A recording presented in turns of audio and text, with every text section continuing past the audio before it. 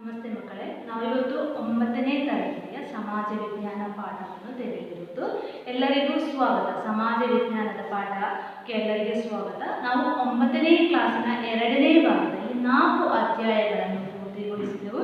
ಇವತ್ತು 5ನೇ ಅಧ್ಯಾಯವಾದ ಸಾಗರ ಮತ್ತು ಮಾನವ ಎಂಬ ಪಾಠವನ್ನು ತೆಗೆದಿರುವುದು. ಹಾಗೆ ಈ ಪಾಠ ಶುರುವಾಗುವಾಗ ಮಕ್ಕಳೇ ನಮಗೆ ಕೆಲವೊಂದು ಚಿತ್ರಗಳನ್ನು ಕೊಡುವುದು. ಆ ಚಿತ್ರಗಳನ್ನು ನೀವು ಗಮನಿಸುವುದು.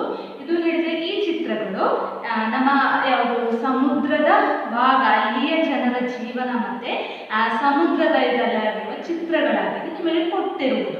ಹಾಗೆ ಇದು ಏನು, ಈ ನಮ್ಮ ನಾವು ಪ್ರತ್ಯಕ್ಷವಾಗಿ ಅಥವಾ ಪರೋಕ್ಷವಾಗಿ ಸಮುದ್ರವನ್ನು ಆಶ್ರಯಿಸಿ ಜೀವಿಸದವರು ಯಾರೂ ಇಲ್ಲ.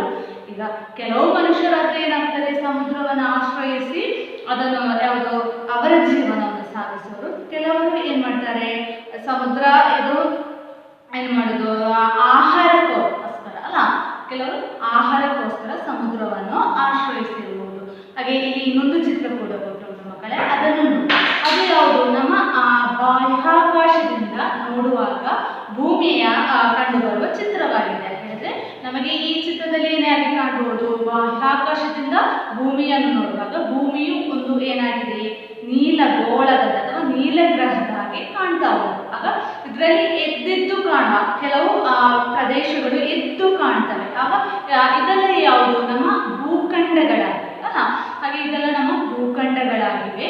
ಹಾಗೆ ಈಗ ನೀವು ಚಿತ್ರ ನೋಡುವಾಗಲೇ ಏನಾಗ್ತಾ ಇರ್ತದೆ, ಜಲ ಭೂಮಿಯನ್ನು ಎಲ್ಲಾ ಕಡೆಗಳಲ್ಲೂ ಏನಾಗಿದೆ, ಜಲಗಳು ಸುತ್ತುವರಿದಿದೆ. ಹೆಚ್ಚಾಗಿ ಎಷ್ಟು ಶತಮಾನ, 71 ಶತಮಾನ, ಎಷ್ಟು 71 ಶತಮಾನದಷ್ಟು ಏನು ನೀರು ನಮ್ಮ ಭೂಮಿಯನ್ನು ಸುತ್ತುವರಿಯಲ್ಪಟ್ಟಿದೆ. ಎಷ್ಟು ಶತಮಾನ, 71 ಶತಮಾನದಷ್ಟು ನೀರು ಸುತ್ತುವರಿಯಲ್ಪಟ್ಟಿದೆ. ಅದಲ್ಲದೆ ಈ 71 ಶತಮಾನ ಯಾವುದು ನೀರು ಸುತ್ತುವರಿಯಲ್ಪಟ್ಟಿದೆ, ಅದಕ್ಕೆ ಬಾಕಿರುವ 29 ಶತಮಾನ ಏನಾಗಿದೆ, ನೆಲಭಾಗವಾಗಿದೆ. ಅರ್ಥಾಯ್ತಲ್ಲ. ಹಾಗೆ ಭೂಮಿಯಲ್ಲಿ 71 ಶತಮಾನ ನೀರಿನಿಂದ ಆವರಿಸಲ್ಪಟ್ಟಿದೆ. ಹಾಗೆ 29 ಶತಮಾನ ಮಾತ್ರ ಏನಾಗಿದೆ, ನೆಲಭಾಗವಾಗಿದೆ ಅಂತ ಹೇಳಿದೆ. ಹಾಗೆ ಇದರಿಂದ ನಾವು ಹೇಳೋದಂದ್ರೆ ಯಾವುದು, ನಮಗೆ 71 ಶತಮಾನದಲ್ಲಿ ಪ್ರಮುಖವಾಗಿ 5 ಸಾಗರಗಳು ಬರ್ತವೆ. ಯಾವುದು, 5 ಸಾಗರಗಳು ಬರ್ತವೆ. ಒಂದು ಶಾಂತ ಸಾಗರ, ಹಿಂದೂ ಮಹಾಸಾಗರ, ಅನಂತರ ಯಾವುದು ಅಟ್ಲಾಂಟಿಕ್ ಸಾಗರ, ಆರ್ಟಿಕ್ ಸಾಗರ ಮತ್ತೆ ಅಂಟಾರ್ಟಿಕ್ ಸಾಗರ. ಹೀಗೆ 5 ಸಾಗರಗಳು ಯಾವುದು ಈ ನಮ್ಮ 71 ಶತಮಾನದಲ್ಲಿ, ಎಷ್ಟು 71 ಶತಮಾನದಲ್ಲಿ 5 ಸಾಗರಗಳು ಬರ್ತವೆ. ಆಗ 5 ಸಾಗರಗಳು ಯಾವುದು, ಈಗ ತಾನೇ ನಡೆದಲ್ಲ, ಶಾಂತ ಸಾಗರ, ಮತ್ತೆ ಹಿಂದೂ ಮಹಾಸಾಗರ, ಅಟ್ಲಾಂಟಿಕ್ ಸಾಗರ, ಆರ್ಟಿಕ್ ಸಾಗರ, ನಂತರ ಅಂಟಾರ್ಟಿಕ್ ಸಾಗರ. ಇವು 5 ನಮ್ಮ ಪ್ರಧಾನವಾದ ಸಾಗರಗಳಾಗಿವೆ. ಹಾಗೆ ಹೀಗೆ ಹೇಳಿದಾಗ ಈ 5 ಸಾಗರಗಳು, ನಾವು ಈ 5 ಸಾಗರಗಳನ್ನು ಹೇಳಿದವು. ಮೇಲೆ ಸೂಚಿಸಿದ ಈ 5 ಸಾಗರಗಳಲ್ಲಿ ಏನಾಗಿದೆ, ಅನೇಕ ಸಮುದ್ರಗಳು. ಯಾವುದು, ಈ 5 ಸಾಗರಗಳಲ್ಲಿ ಏನಾಗಿದೆ, 5 ಸಾಗರಗಳಲ್ಲಿ ಅನೇಕ ಏನು ಬರ್ತದೆ, ಸಮುದ್ರಗಳುಂಟು. ಯಾವುದು, ಅನೇಕ ಸಮುದ್ರಗಳುಂಟು. ಹಾಗೆ ಆಘಾತಗಳು ಕೂಡ ಉಂಟು, ಅನೇಕ ಆಘಾತಗಳುಂಟು. ಅನಂತರ ಜಲಸಂಧುಗಳು ಕೂಡ ಉಂಟು.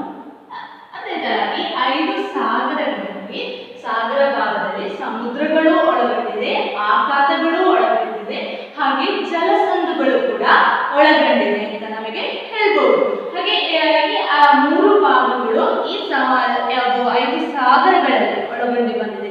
ಹಾಗೆ 3 ಭಾಗವು ನೆಲದಿಂದ ಆವರಿಸಲ್ಪಟ್ಟ ಸಾಗರದ ಭಾಗವನ್ನು ನಾವು ಏನಂತ ಹೇಳ್ತೇವೆ, ಆಘಾತ ಎಂದು ಕರೆಯುತ್ತೇವೆ. ಗೊತ್ತಿತ್ತಲ್ಲ, 3 ಯಾವುದು ಭಾಗಗಳಿಂದ ನೆಲದಿಂದ ಆವರಿಸಲ್ಪಟ್ಟ ಸಮುದ್ರದ ಭಾಗವನ್ನು ನಾವು ಆಘಾತ ಎಂದು ಕರೆಯುತ್ತೇವೆ.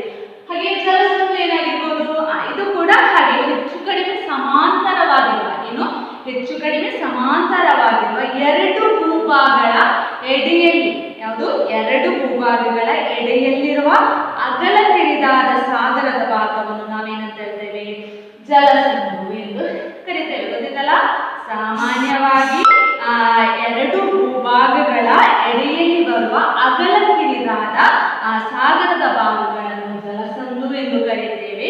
ಹಾಗೆ ಸಾಗರವನ್ನು ಪೂರ್ಣವಾಗಿ ಅಥವಾ ಭಾಗಿಕವಾಗಿ ಏನಿದೆ ಅದನ್ನು ನಾವು ಸಮುದ್ರ ಎಂದು ಕರೀತೇವೆ. ಅರ್ಥ ಆಯ್ತಲ್ಲ?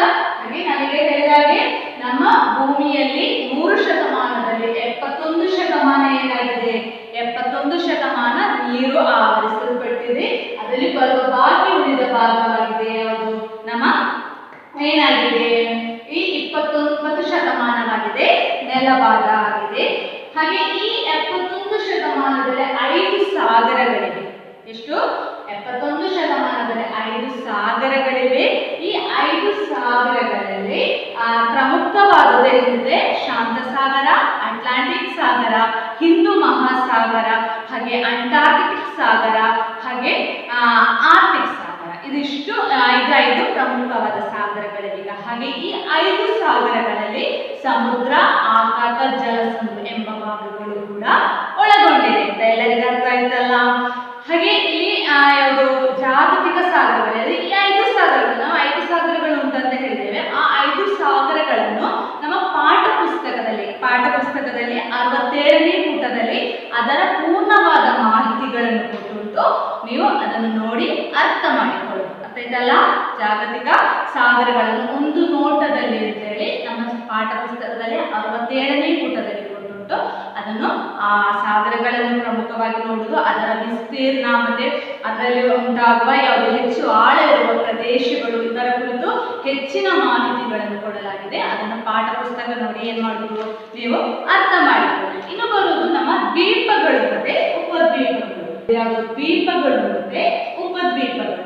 ಏನು ಈ ದ್ವೀಪಗಳು ಮತ್ತೆ ಉಪದ್ವೀಪಗಳು ಹೇಳಿದ್ರೆ, ಯಾವುದು ನಮ್ಮ 4 ಭಾಗಗಳಿಂದ ಜಲದಿಂದ ಅಥವಾ ಸಾಗರದಿಂದ ಆವರಿಸಲ್ಪಟ್ಟ ಆ ನೆಲಭಾಗವನ್ನು ನಾವೇನಂತ ಹೇಳ್ತೇವೆ, ದ್ವೀಪ ಎಂದು ಕರೆಯುತ್ತೇವೆ. ಅರ್ಥಾಯ್ತಲ್ಲ?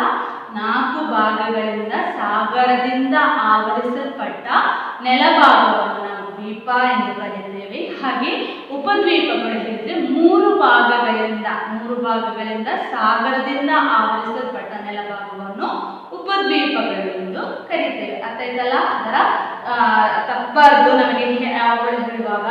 ಹಾಗೆ ಯಾವುದು ನಮ್ಮ ದ್ವೀಪಗಳು ಹೇಳಿದ್ರೆ 4 ಭಾಗಗಳಿಂದ ಸಾಗರದಿಂದ ಆವರಿಸಲ್ಪಟ್ಟ ನೆಲಭಾಗವನ್ನು ದ್ವೀಪಗಳು ಎಂದು ಕರೆಯುತ್ತೇವೆ. ಹಾಗೆ ಉಪದ್ವೀಪಗಳು ಹೇಳಿದ್ರೆ 3 ಭಾಗಗಳಿಂದ ಸಾಗರದಿಂದ ಆವರಿಸಲ್ಪಟ್ಟ ಯಾವುದು ನೆಲಭಾಗವನ್ನು ನಾವೇನಂತ ಹೇಳ್ತೇವೆ, ಉಪದ್ವೀಪಗಳು ಎಂದು ಹೇಳ್ತೇವೆ. ಇಲ್ಲಿ ಪ್ರಧಾನವಾದ ದ್ವೀಪಗಳು ಮತ್ತೆ ಉಪದ್ವೀಪಗಳನ್ನು ಕೊಟ್ಟುಂಟು ನೋಡಿ.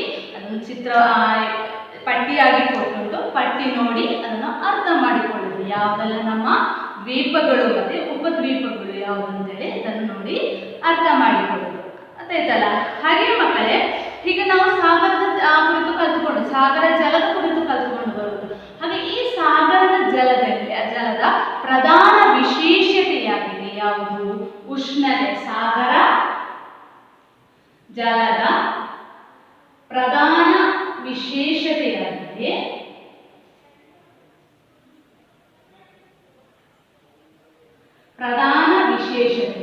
ಹಾಗೆ ಸಾಗರ ಜಲದ ಪ್ರಧಾನ ವಿಶೇಷತೆ ಒಂದನೆಯದು ಉಷ್ಣತೆ, ಅನಂತರ ಎರಡನೆಯದು ಯಾವುದು ಲವಣತ್ವ, ಅನಂತರ ಮೂರನೆಯದು ಸಾಂದ್ರತೆ. ಇದು 3 ಏನಾಗಿದೆ, ಸಾಗರದ ಜಲದ ವಿಶೇಷತೆಗಳಾಗಿದೆ. ಯಾವುದೆಲ್ಲ? ಉಷ್ಣತೆ, ಲವಣತ್ವ ಮತ್ತು ಸಾಂದ್ರತೆ ನಮ್ಮ ಸಾಗರದ ಜಲದ ಏನಾಗಿದೆ, ವಿಶೇಷತೆಯಾಗಿದೆ. ಹಾಗಾಗಿ ಈ ಸಾಗರಗಳಲ್ಲಿ ಈ 3 ವಿಶೇಷತೆಗಳು ಒಂದೇ ರೀತಿಯಾಗಿರುವುದಿಲ್ಲ. ಯಾವುದಲ್ಲ? ಈ ಉಷ್ಣತೆ, ಲವಣತ್ವ, ಸಾಂದ್ರತೆ ಎಂಬುದು ನಮ್ಮ ಸಾಗರದ ಜಲದಲ್ಲಿ ಯಾವಾಗಲೂ ಒಂದೇ ರೀತಿಯಾಗಿರುವುದಿಲ್ಲ. ಹಾಗೆ ಅದರ ಪ್ರಧಾನ ಕಾರಣಗಳು ಯಾವುದು, ಅದು ಯಾಕೆ ಹಾಗೆ ಆಗ್ತದೆ ಅಂತಲೇ ನಮಗೆ ನೋಡಿಕೊಳ್ಳೋ. ಒಂದನೆಯದಾಗಿ ನಮಗೆ ಉಷ್ಣತೆ ಎನ್ನುವುದು ಅಂದರೆ ಇದರಲ್ಲಿ ಉಷ್ಣತೆ ಎಂದರೆ ಸಾಗರದ ಜಲದ ಉಷ್ಣತೆಯ ವಿತರಣೆಯ ಕುರಿತು. ಹಾಗೆ ನಮ್ಮ ಅಕ್ಷಾಂಶ ವ್ಯತ್ಯಾಸಕ್ಕನುಸಾರವಾಗಿ, ಯಾವುದು ಅಕ್ಷಾಂಶ ವ್ಯತ್ಯಾಸಕ್ಕನುಸಾರವಾಗಿ ಸಾಗರದ ಜಲದ ಉಷ್ಣತೆಯಲ್ಲಿ ಏನು ಬರ್ತದೆ, ವ್ಯತ್ಯಾಸಗಳು ಕಂಡುಬರುತ್ತವೆ. ಹಾಗೆ ಯಾವುದು ನಮ್ಮ ಈ ಅಕ್ಷಾಂಶ ರೇಖೆಗಳು, ಒಂದು ಭೂಮಧ್ಯ ರೇಖೆ, ಉತ್ತರಾಯಣ ರೇಖೆ, ದಕ್ಷಿಣಾಯಣ ರೇಖೆ, ಹಾಗೆ ಅಂಟಾರ್ಟಿಕ್ ವೃತ್ತ, ಹಾಗೆ ಆರ್ಟಿಕ್ ವೃತ್ತ. ಇದು ನಮ್ಮ ಏನಾಗಿದೆ ಅಕ್ಷಾಂಶ ರೇಖೆಗಳಾಗಿವೆ. ಇದರಲ್ಲಿ ದೊಡ್ಡದಾದ ಅಕ್ಷಾಂಶ ರೇಖೆಯಾಗಿದೆ ಭೂಮಧ್ಯ ರೇಖೆ. ನೆನಪಿಟ್ಟುಕೊಳ್ಬೇಕು, ಭೂಮಧ್ಯ ರೇಖೆ ಶುರುವಾಗುವುದು 0 ಡಿಗ್ರಿಯಿಂದ ಆಗಿದೆ. ಹಾಗೆ ಈ ಅಕ್ಷಾಂಶ ರೇಖೆಗಳಲ್ಲಿ ಉಂಟಾಗುವ ಅಕ್ಷಾಂಶ ರೇಖೆಗಳ ಅಕ್ಷಾಂಶದ ವ್ಯತ್ಯಾಸಕ್ಕನುಸಾರವಾಗಿ ಉಷ್ಣತೆಯಲ್ಲಿ ಏನುಂಟಾಗ್ತದೆ, ವ್ಯತ್ಯಾಸಗಳು ಉಂಟಾಗ್ತದೆ. ಹೇಳಿದ್ರೆ ಭೂಮಧ್ಯ ರೇಖೆಯ 2 ಭಾಗಗಳು, ಭೂಮಧ್ಯ ರೇಖೆ ಅಂದ್ರೆ ನಡುವಿನ ಭೂಮಿಯ ನಡು ಭಾಗದಲ್ಲಿ ಬರುವ ರೇಖೆಯಾಗಿದೆ ಭೂಮಧ್ಯ ರೇಖೆ. ಹಾಗೆ ಆ ಭೂಮಧ್ಯ ರೇಖೆಯ ಮೇಲೆ 10 ಡಿಗ್ರಿ, ಕೆಳಗೆ 10 ಡಿಗ್ರಿ. ಅಂದ್ರೆ ಭೂಮಧ್ಯ ರೇಖೆಯ ಮೇಲ್ಭಾಗದಲ್ಲಿ 10 ಡಿಗ್ರಿ, ಹಾಗೆ ಕೆಳಭಾಗದ 10 ಡಿಗ್ರಿಯಲ್ಲಿ ಯಾವಾಗಲೂ ಉಷ್ಣತೆಯು ಹೆಚ್ಚಾಗಿ ಅನುಭವವಾಗುತ್ತದೆ. ಅರ್ಥಾಯ್ತಲ್ಲ? ನಮ್ಮ ಭೂಮಧ್ಯ ರೇಖೆಯ 10 ಡಿಗ್ರಿ ಮೇಲೆ ಮತ್ತೆ 10 ಡಿಗ್ರಿ ಕೆಳಗೆ ಯಾವಾಗಲೂ ಉಷ್ಣತೆ ಏನಾಗಿರ್ತದೆ, ಹೆಚ್ಚಾಗಿ ಅನುಭವಕ್ಕೆ ಬರ್ತದೆ. ಸರಾಸರಿ 27 ಡಿಗ್ರಿಯಷ್ಟು, ಸರಾಸರಿ 27 ಡಿಗ್ರಿ ಸೆಲ್ಸಿಯಸ್ನಷ್ಟು ಉಷ್ಣತೆಯಲ್ಲಿ ಕಂಡುಬರುತ್ತದೆ ಈ ಪ್ರದೇಶಗಳಲ್ಲಿ ಕಂಡುಬರುತ್ತದೆ. ಹಾಗೆ ಈ ಭೂಮಧ್ಯ ರೇಖೆ ಪ್ರದೇಶದಿಂದ ಎಲ್ಲಿಗೆ, ಧ್ರುವದ ಕಡೆಗೆ ಸಾಗಿದಂತೆ, ಭೂಮಧ್ಯ ರೇಖಾ ಪ್ರದೇಶದಿಂದ ಧ್ರುವದ ಕಡೆಗೆ ಸಾಗಿದಂತೆ ಏನುಂಟಾಗ್ತದೆ, ಉಷ್ಣತೆಯು ಕಡಿಮೆಯಾಗ್ತಾ ಬರ್ತದೆ. ಇದಲ್ಲ, ಇದು ನಾವು ಮೊದಲನೇ ಪಾಠದಲ್ಲಿ ಕಲಿತುಕೊಂಡೋದ್ರೆ ನಮ್ಮ ಸರ್ವವು ಸೂರ್ಯನಿಂದಲೇ ಎಂಬ ಪಾಠ ಭಾಗದಿಂದ ಕಲಿತುಕೊಂಡು ಬಂದರೆ ಯಾವುದು, ಭೂಮಧ್ಯ ರೇಖೆಯಲ್ಲಿ ಯಾವಾಗಲೂ ಸೂರ್ಯ ಕಿರಣಗಳು ಹೇಗೆ ಬೀಳುತ್ತದೆ, ಲಂಬವಾಗಿ ಬೀಳುತ್ತದೆ. ಆದ ಕಾರಣ ಅಲ್ಲಿ ಏನಾಗಿದೆ, ಉಷ್ಣತೆ ಯಾವಾಗಲೂ ಹೆಚ್ಚಾಗಿರ್ತದೆ ಅಲ್ಲ. ಹಾಗೆ ಇದು ಧ್ರುವದ ಕಡೆಗೆ ಸಾಗಿದ ಹಾಗೆ, ಧ್ರುವದ ಕಡೆಗೆ ಸಾಗಿದ ಹಾಗೆ ಈ ಯಾವುದು ಕೋನದಲ್ಲಿ ಏನುಂಟಾಗ್ತದೆ, ಲಂಬವಾಗಿ ಬೀಳುವ ಕೋನದಲ್ಲಿ ಪತನ ಉಂಟಾಗ್ತದೆ, ಪತನ ಉಂಟಾಗ್ತದೆ. ಹಾಗೆ ಅದು ಏನಾಗ್ತದೆ, ಸೂರ್ಯರಶ್ಮಿಗಳು ಅಂದರೆ ಓರೆಯಾಗಿರ್ತದೆ, ವಾಲ್ಮೀಕಿ ಉಂಟಾಗ್ತದೆ. ಈ ಸೂರ್ಯರಶ್ಮಿಗಳಲ್ಲಿ ವಾಲ್ಮೀಕಿ ಉಂಟಾಗ್ತದೆ. ಆಗ ಈ ವಾಲ್ಮೀಕಿಯಿಂದಾಗಿ ಸೂರ್ಯ ರಶ್ಮಿಗಳು ಹೆಚ್ಚು ದೂರ ಚಲಿಸಬೇಕಾಗ್ತದೆ. ಆಗ ಅಲ್ಲಿ ಏನುಂಟಾಗ್ತದೆ, ಉಷ್ಣತೆಯು ನಷ್ಟವಾಗ್ತದೆ. ಹೆಚ್ಚು ದೂರ ಚಲಿಸುವ ಹಾಗೆ ಆ ಸೂರ್ಯರಶ್ಮಿಗಳಿಗೆ ಉಷ್ಣತೆ ನಷ್ಟವಾಗ್ತದೆ. ಹಾಗೆ ಧ್ರುವದ ಕಡೆಗೆ ಸಾಗುವಾಗ ಈ ಉಷ್ಣತೆ ಏನಾಗ್ತದೆ, ಅತಿ ಕಡಿಮೆಯಾಗ್ತದೆ. ಹಾಗೆ ಆ ರೀತಿಯಲ್ಲಿ ಹೋಗ್ತದೆ. ಹಾಗೆ ನಾವೀಗ ಹೇಳಿದ್ದು ಭೂಮಧ್ಯ ರೇಖೆಯ ಮೇಲೆ 10 ಡಿಗ್ರಿ, ಕೆಳಭಾಗ 10 ಡಿಗ್ರಿಯಲ್ಲಿ ಉಷ್ಣತೆ ಯಾವಾಗಲೂ ಹೆಚ್ಚಾಗ್ತದೆ. ಹಾಗೆ ಇದು ಆ ರೀತಿಯಲ್ಲಿ ಬದಲಾಗುವಾಗ ಮಧ್ಯಭಾಗದಲ್ಲಿ ಹೋಗ್ತದೆ. ನಮ್ಮ ಯಾವುದು ಉತ್ತರಾಯಣ ರೇಖೆ ಮತ್ತು ದಕ್ಷಿಣಾಯನ ರೇಖೆಯ ಅಲ್ಲಿಗೆ ತಲುಪುವಾಗ ಅಲ್ಲಿ ಏನಾಗ್ತದೆ, 10 ಡಿಗ್ರಿಯಷ್ಟು ಉಷ್ಣತೆ ಕಡಿಮೆಯಾಗ್ತಾ ಬರ್ತದೆ. ಗೊತ್ತಾಯ್ತಲ್ಲ? ಭೂಮಧ್ಯ ರೇಖೆಯಲ್ಲಿ ಏನಾಗಿರ್ತದೆ, ಉಷ್ಣತೆಯು ಹೆಚ್ಚಾಗಿ ಅನುಭವಕ್ಕೆ ಬರುತ್ತೆ. ಹಾಗಿದ್ದು ಈ ಸೂರ್ಯರಶ್ಮಿಗಳು ಇಲ್ಲಿಂದ ಭೂಮಧ್ಯ ರೇಖೆಯಿಂದ ಉತ್ತರಾಯಣ ರೇಖೆಯ ಕಡೆಗೆ ದೂರ ಹೋಗುವಾಗ ಅದರಲ್ಲಿ 10 ಡಿಗ್ರಿಯಷ್ಟು ಉಷ್ಣತೆಯು ಕಡಿಮೆಯಾಗ್ತಾ ಬರ್ತದೆ. ಹಾಗೆ ಇದು ಧ್ರುವದ ಕಡೆಗೆ ಸಾಗಿದಂತೆ, ಧ್ರುವದ ಕಡೆಗೆ ಅಲ್ಲಿಗೆ ಮುಟ್ಟುವಾಗ ಈ ಉಷ್ಣತೆಯ ಇದು ಏನಾಗ್ತದೆ, -2 ಡಿಗ್ರಿ ಆಗ್ತದೆ. ಆಯ್ತಲ್ಲ? ಅಂದ್ರೆ ಭೂಮಧ್ಯ ರೇಖೆಯಲ್ಲಿ ನಮಗೆ ಅತಿ ಹೆಚ್ಚು ಉಷ್ಣತೆ ಲಭಿಸುತ್ತದೆ. ಹಾಗೆ ಇದು ಮಧ್ಯ ವಲಯಗಳಲ್ಲಿ ಮುಟ್ಟುವಾಗ ಏನಾಗ್ತದೆ, ಅದು 10 ಡಿಗ್ರಿಯಷ್ಟು ಕಡಿಮೆ ಆಗ್ತದೆ. ಪುನಃ ಇದು ಧ್ರುವದ ಕಡೆಗೆ ಮುಟ್ಟುವಾಗ ಏನಾಗ್ತದೆ, -2 ಡಿಗ್ರಿಯಷ್ಟು ಕಡಿಮೆಯಾಗ್ತಾ ಬರ್ತದೆ, ಉಷ್ಣತೆಯು ಕಡಿಮೆಯಾಗ್ತಾ ಬರ್ತದೆ. ಹಾಗೆ ಇದರಲ್ಲಿ ಏನುಂಟಾಗ್ತದೆ, ಈ ಕಾರಣದಿಂದಾಗಿ ಏನಾಗ್ತದೆ, ಅಕ್ಷಾಂಶ ವಲಯಗಳಲ್ಲಿ ಉಷ್ಣತೆಯಲ್ಲಿ ಏನು ಕಂಡುಬರ್ತದೆ, ವ್ಯತ್ಯಾಸಗಳು ಕಂಡುಬರ್ತವೆ. ಅರ್ಥ ಆಯ್ತಲ್ಲ? ಹಾಗೆ ನಾವು ಸಾಗರದ ಜಲದ ಉಷ್ಣತೆಯನ್ನು ತಿಳಿದುಕೊಂಡವಲ್ಲ. ಹಾಗೆ ಇದರಲ್ಲಿ ಹೇಳಿದ್ರೆ ಜಲಪ್ರವಾಹಗಳು ಮತ್ತು ಸಾಗರದ ಜಲದ ಉಷ್ಣತೆಯು ಯಾವಾಗಲೂ ಏನಾಗ್ತದೆ, ಆ ಉಷ್ಣತೆಯ ಮೇಲೆ ಅಂದರೆ ಜಲಪ್ರವಾಹಗಳು, ಮಾರುತಗಳು ಇವೆಲ್ಲ ಸಾಗರದ ಜಲದ ಉಷ್ಣತೆಯ ಮೇಲೆ ಪ್ರಭಾವ ಬೀರುವ ಘಟಕಗಳಾಗಿವೆ. ಹಾಗೆ ಇಲ್ಲೊಂದು ಚಿತ್ರ ಕೊಟ್ಟುಂಟು ಮಕ್ಕಳೇ, ಅದು ನಾವು ಈಗ ಹೇಳಿದಲ್ಲ, ಭೂಮಧ್ಯ ರೇಖೆಯ ಮೇಲೆ 10 ಡಿಗ್ರಿ, ಕೆಳ 10 ಡಿಗ್ರಿ ಆ ರೀತಿಯಲ್ಲಿ ಬರುವ ಚಿತ್ರವಾಗಿದೆ. ಆ ಚಿತ್ರವನ್ನು ನೀವು ಅರ್ಥ ಮಾಡಿಕೊಳ್ಳುವುದು. ಹೇಳಿದ ಚಿತ್ರ ನೋಡಿ, ಅದರಲ್ಲಿ ಹೇಳಿದ್ರೆ ಭೂಮಧ್ಯ ರೇಖೆಯ ಮೇಲ್ಭಾಗ ಉತ್ತರಾಯಣ ರೇಖೆಯ 3 ರೇಖೆಗಳನ್ನು, ಅಕ್ಷಾಂಶ ರೇಖೆಗಳನ್ನು ಕೊಟ್ಟುಂಟು.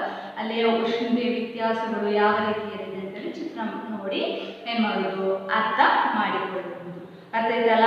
ಇನ್ನು ನಮಗೆ ನೋಡ್ಬೇಕಾದ್ದು ಎರಡನೆಯ ಸಾಗರದ ಜಲದ ಪ್ರಧಾನ ವಿಶೇಷತೆಯಲ್ಲಿ ಎರಡನೆಯದೇನಾಗಿದೆ, ಲವಣ. ಎರಡನೆಯದಾಗಿದೆ ಲವಣತ್ವ ಅಂತ ಹೇಳುವುದು. ಹಾಗೆ ಈ ಲವಣ ಯಾವುದು ಸಮುದ್ರ ಜಲದ ಎರಡನೇ ವಿಶೇಷತೆಯಾಗಿದೆ ಮಕ್ಕಳೇ. ಹಾಗೆ ಸಮುದ್ರದ ನೀರಿನ ಸರಾಸರಿ ಲವಣವು ಎಷ್ಟಾಗಿರುತ್ತದೆ? 3.5% ಅಂತ ಹೇಳಿದೆ. ಸಾಗರ ಜಲದಲ್ಲಿ ಲವಣತ್ವ ಎಷ್ಟಾಗಿದೆ? 3.5% ಏನಾಗಿದೆ? ಲವಣತ್ವ ಹೊಂದಿದೆ ಅಂತ ಹೇಳಿದ್ರು. ಹಾಗೆ ನಾವು ಈ ಸಾಗರದ ಜಲದಲ್ಲಿ ಲವಣತ್ವವನ್ನು ಯಾವುದು ಗಣನೆ ಮಾಡುವುದಂದ್ರೆ 1000 ಗ್ರಾಂ ನೀರನ್ನು, ಸಾಗರದ ಜಲವನ್ನು ತೆಗೆದುಕೊಂಡು ಅದರಲ್ಲಿ ಎಷ್ಟು ಮಟ್ಟಿಗೆ ಲವಣತ್ವ ಎಂದು ನೋಡಲಾಗುವುದು.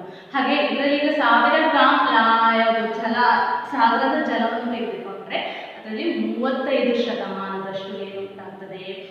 ಲವಣತ್ವ ಉಂಟಾಗ್ತದೆ ಅಂತ ನಮಗೆ ಹೇಳ್ಬೋದು. ಹಾಗೆ ಈ ಸಾಗರಗಳಲ್ಲಿ ಕೂಡ ಏನು ಲವಣತ್ವವು ಎಲ್ಲಾ ಕಡೆ ಒಂದೇ ರೀತಿಯಾಗಿ ಕಾಣುತ್ತದೆ. ಈ ಸಾಗರದ ಜಲದಲ್ಲೇ ಸಾಗರ ಜಲದಲ್ಲಿ ಲವಣತ್ವವು ಎಲ್ಲಾ ಕಡೆಗಳಲ್ಲೂ ಏನಾಗುವುದಿಲ್ಲ, ಒಂದೇ ರೀತಿಯಾಗಿ ಇರುವುದಿಲ್ಲ. ಹಾಗೆ ನಾವು ಹೇಳಿದ್ರಲ್ಲ, 1000ದಲ್ಲಿ ಎಷ್ಟು 35 ಗ್ರಾಮಿನಷ್ಟು ಏನಿದೆ ಲವಣತ್ವ ಇದೆ ಅಂತೇಳಿ. ಹಾಗೆ ಅದನ್ನು ಬರೆಯುವ ನಮಗೆ ಹೇಳ್ಬೋದು ಹೇಗೆ? 35 ಸಹಸ್ರಾಂಶ ಎಂಬುದು ಅದನ್ನು ದಾಖಲಿಸುವುದು ಈ ರೀತಿಯಾಗಿ ಗೊತ್ತಿದ್ದಲ್ಲ. 100 ಗ್ರಾಮಿನಲ್ಲಿ 35 ಸಹಸ್ರಾಂಶ ಲವಣತ್ವ ಇದೆ. ಅದನ್ನು ದಾಖಲಿಸುವ ವಿಧಾನ ಇದಾಗಿದೆ ಅಂತ ಹೇಳ್ಬೋದು. ಹಾಗೆ ನಾನು ಈಗ ಹೇಳಿದ ತಾನೆ ನಮಗೆ ಸಾಗರದ ಜಲದಲ್ಲಿ ಲವಣತ್ವ ಏನಾಗುವುದಿಲ್ಲ, ಒಂದೇ ರೀತಿ ಇರುವುದಿಲ್ಲ ಅಂತ ಅಲ್ಲ. ಲವಣತ್ವ ಯಾವಾಗಲೂ ಒಂದೇ ರೀತಿಯಲ್ಲಿ ಇರುವುದಿಲ್ಲ, ಅದು ಏನಾಗಿರುತ್ತದೆ, ವ್ಯತ್ಯಾಸವಾಗಿರುತ್ತದೆ. ಅದಕ್ಕೆ ಕೆಲವೊಂದು ಕಾರಣಗಳಿವೆ. ಆ ಕಾರಣಗಳು ಯಾವುದು ಅಂತೇಳಿ ನೋಡುವ. ಸ್ಕ್ರೀನಲ್ಲಿ ನೋಡಿಕೊಳ್ಳಿ. ಅದರ ಮೊದಲನೇ ಕಾರಣ ಹೇಳುವುದು ಭೂಭಾಗಗಳಿಂದ ಸುತ್ತುವರಿಯಲ್ಪಟ್ಟ ಸಮುದ್ರದ ಭಾಗಗಳ ಲವಣತ್ವವು ಹೆಚ್ಚಾಗಿರುತ್ತದೆ. ಭೂಭಾಗಗಳಿಂದ ಆವರಿಸಲ್ಪಟ್ಟ ಸಮುದ್ರ ಭಾಗಗಳಿಂದ ನೆಲಭಾಗದಿಂದ ಆವರಿಸಲ್ಪಟ್ಟ ಸಮುದ್ರ ಭಾಗವು ಯಾವಾಗಲೇನಾಗಿರ್ತದೆ, ಅಲ್ಲಿ ಲವಣತ್ವವು ಹೆಚ್ಚಾಗಿರ್ತದೆ ಅಂತ ಹೇಳುವುದು.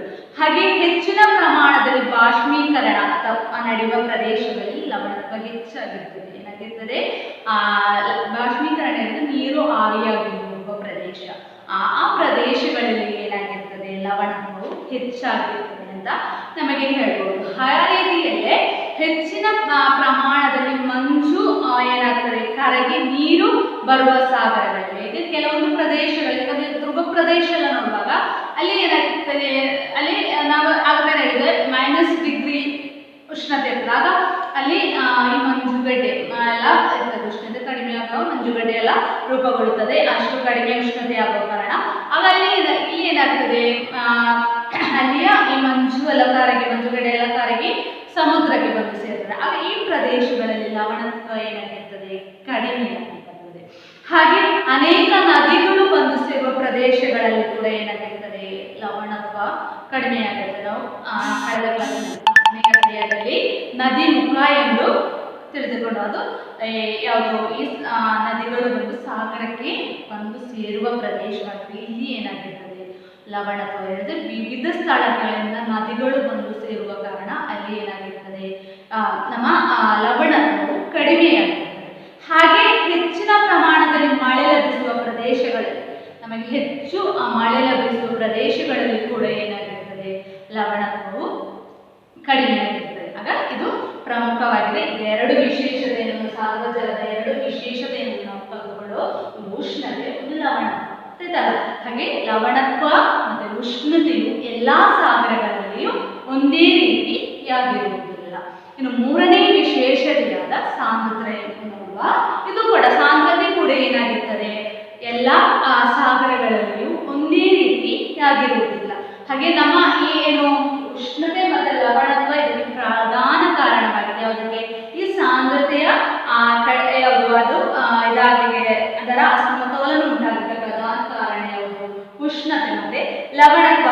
ಹಾಗೆ ಇದು ಯಾವುದು, ಸಾಗರದ ಜಲದಲ್ಲಿ ಕಂಡುಬರುವ ಲವಣತ್ವದ ಮತ್ತೆ ಉಷ್ಣತೆಯ ವ್ಯತ್ಯಾಸ ಏನುಂಟು ಮಾಡ್ತದೆ, ಸಾಂದ್ರತೆಯನ್ನು ಕೂಡ ಉಷ್ಣತೆಯನ್ನು ಉಂಟು ಮಾಡ್ತದೆ. ಆಗ ಏನು ನಿಮಗೆ ಏನೀಗ ತಿಳಿದು ಬಂತು, ಈ ಮೂರು ಭಾಗಗಳು ಯಾವುದು, ಈ ಮೂರು ಸಾಗರ ಜಲದ ಈ ಮೂರು ವಿಶೇಷತೆಗಳು ಕೂಡ ಉಷ್ಣತೆ, ಲವಣತೆ ಮತ್ತು ಸಾಂದ್ರತೆ, ಇದು ಮೂರು ಕೂಡ ಏನು ಎಲ್ಲಾ ಸಾಗರಗಳಲ್ಲಿ ಒಂದೇ ರೀತಿ ಇಲ್ಲ ಅಂದರೆ ನಿಮಗೆಲ್ಲರಿಗೂ ಅರ್ಥ ಆಯ್ತಾ. ಈ ಮೂರು ಸಾಗರ ಜಲದ ಪ್ರಧಾನ ವಿಶೇಷತೆ ಉಷ್ಣತೆ, ಲವಣತ್ವ, ಸಾಂದ್ರತೆ. ಇದು ಸಾಂದ್ರತೆ. ಇದೇನು, ಎಲ್ಲಾ ಸಾಗರಗಳಲ್ಲಿ ಒಂದೇ ರೀತಿ ಇರುವುದಿಲ್ಲ. ಆಗ ಇದು ಏನನ್ನು ಉಂಟು ಮಾಡ್ತದೆ, ಸಾಗರ ಜಲದ ಚಲನೆಗೆ ಕಾರಣ ಆಗುತ್ತದೆ. ಇದರ ಅಸಮತೋಲನ ಯಾವುದು, ಉಷ್ಣತೆ, ಲವಣತ್ವ ಮತ್ತು ಸಾಂದ್ರತೆಯ ಅಸಮತೋಲನವು ಏನು, ಸಾಗರ ಜಲದಲ್ಲಿ ಸಾಗರದ ಜಲದ ಚಲನೆಗಳಿಗೆ ಕಾರಣವಾಗುತ್ತವೆ. ಅರ್ಥಾಯ್ತಲ್ಲ. ಆಗ ಇನ್ನು ಸಾಗರದ ಜಲದ ಚಲನೆಗಳನ್ನು ನಮಗೆ ಬರುವ ಕ್ಲಾಸಿನಲ್ಲಿ ನೋಡುವ. ಈ ಕ್ಲಾಸ್ ಇದರ ಬಗ್ಗೆ ಇಷ್ಟು ಸಾಕು ಮಕ್ಕಳೇ. ಮನೆಯಲ್ಲೇ ಇದೆ ಮಕ್ಕಳೇ.